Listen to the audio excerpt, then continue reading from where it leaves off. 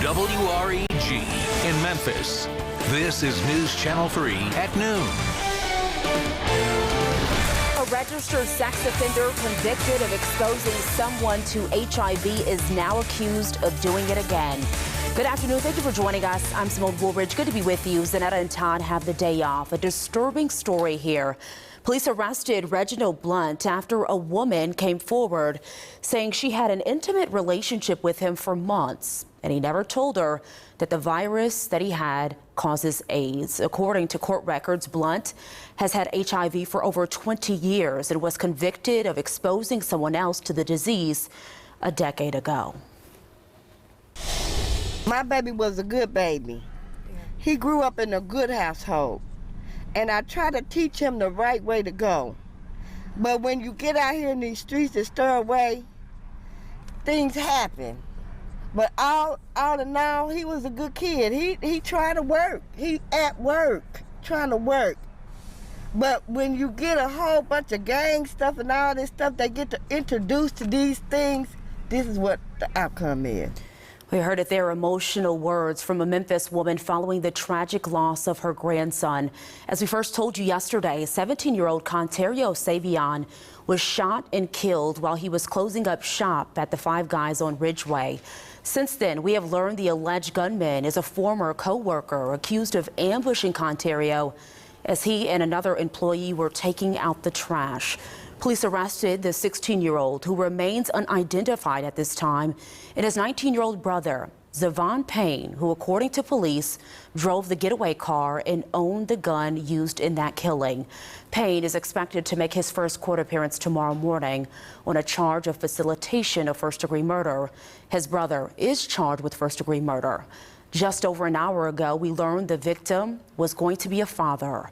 Some local activists have taken note of this killing and hope to get the community involved. Of course, as soon as we hear more, we'll let you know. Where there was an eerily similar shooting in Raleigh on Monday, police say Daryl Jenkins was gunned down while taking out the trash at the O'Reilly Auto Parts store at Yale and Covington Pike. He was attacked by 3 men. Yesterday, police arrested one of those suspects, Jamarius Jones. Officers say they tracked him down using a cell phone that was dropped and left at the scene. Police have also made an arrest just days after 2 people were killed in North Memphis.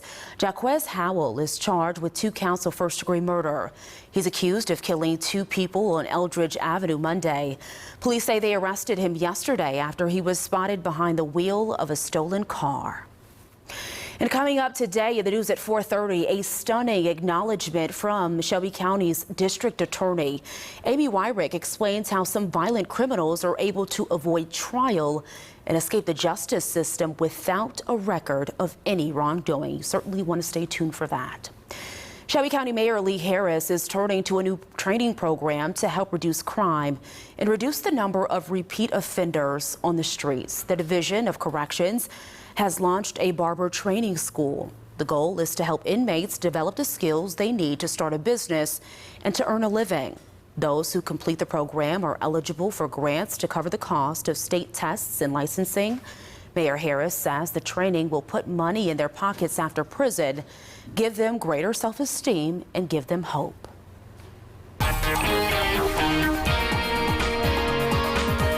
We've been tracking clouds pull in and over the area. Started off the morning with some patchy area fog. That has now given way to partly sunny skies across North Mississippi, partly cloudy skies elsewhere, but we're not tracking any rain on Storm Tracker 3S radar. Zooming into Shelby County, Go Jim Go is going to have a fantastic ride for the day.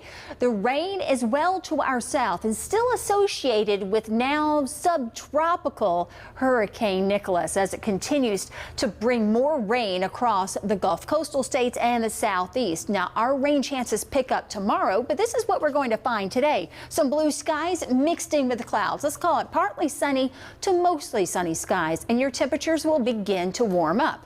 Right now, we're still holding on in the 70s, where we find the extra cloud coverage, like in Oxford, 73 degrees. Where we're finding some sunshine, we're in the lower 80s from Memphis up to Jonesboro. This afternoon, we'll find a good mix of both.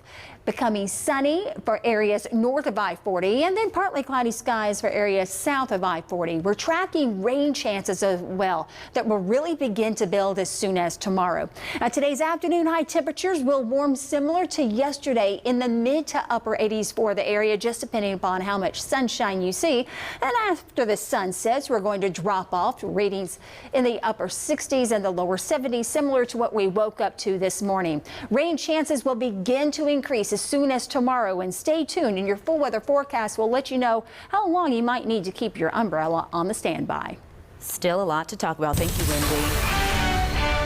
By this time tomorrow, we may know whether more changes are coming to Shelby County's mask mandate.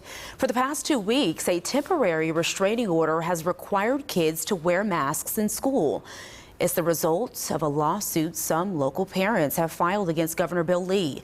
They are fighting an executive order allowing parents to opt their kids out of masks. The temporary restraining order expires tomorrow at 4 p.m. And according to the Tennessee Department of Education, more than 6,000 students have tested positive for COVID. That's in just the last week.